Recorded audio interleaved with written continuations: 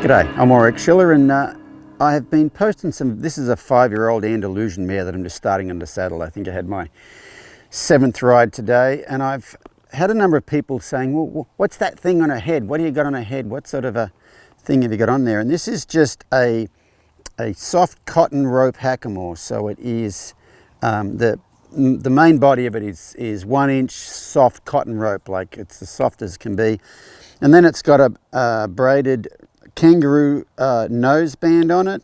That's all it is. And then this is something separate. This is what they call a Makati. This is actually Angora. If you look under her chin, you see there's a fuzzy thing down there. That's part of this. This rope's made of Angora. But I just wanted to, I've had people comment and say, I'm glad to see you're starting her bitless. And I just want to chat a bit about bitless. I don't actually even like the term bitless bridle, because a bitless bridle is a bridle that doesn't have a bit on it, okay? Has nothing on it. This is not a bitless bridle. This is a bridle that has a rope, bosal or hackamore hanging on it, okay? If that wasn't on there and nothing was on there, this bridle would be bitless. But I see a lot of people that think that bitless is better, and it's not necessarily better. If you think about,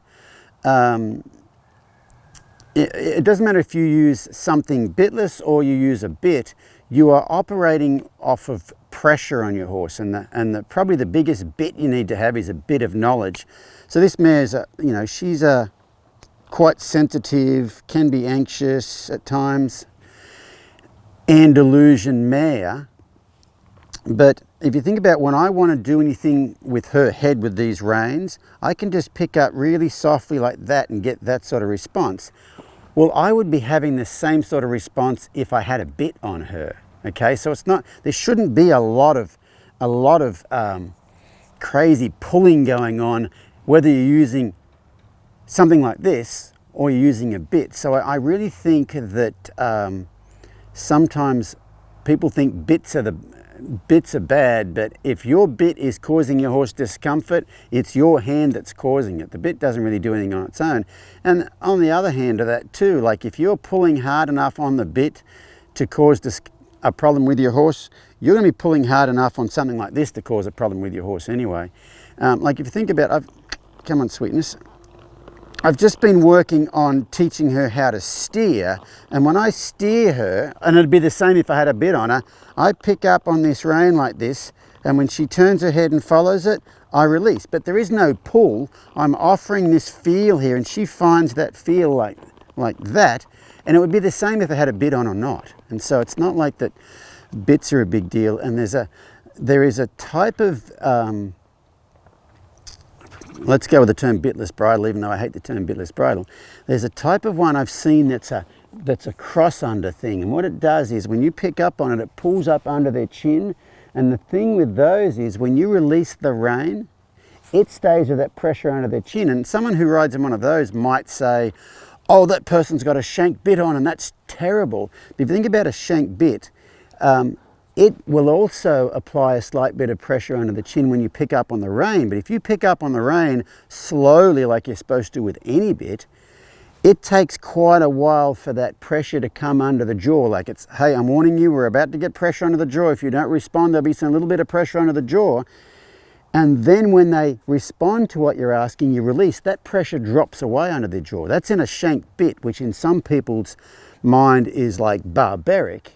But those same people might ride in one of these cross under things, and those things, that pressure doesn't release when they release the reins. Okay? And so if you have one of those things, and if you've been using one of those thinking it's better, and now you realize you've got one and it's not actually better, what you can do, it's quite simple, is there's a ring on the end of the bit that crosses under their jaw, and there's a ring on the side of the bridle. If you just undo the reins off the ring on the end of it and then put it through both rings, now you'll have it to where it's loose underneath, and it won't have that pressure that won't go away under there. But if you think about it, it doesn't matter if you're using a bit or bitless. Like I said, I hate the term bitless.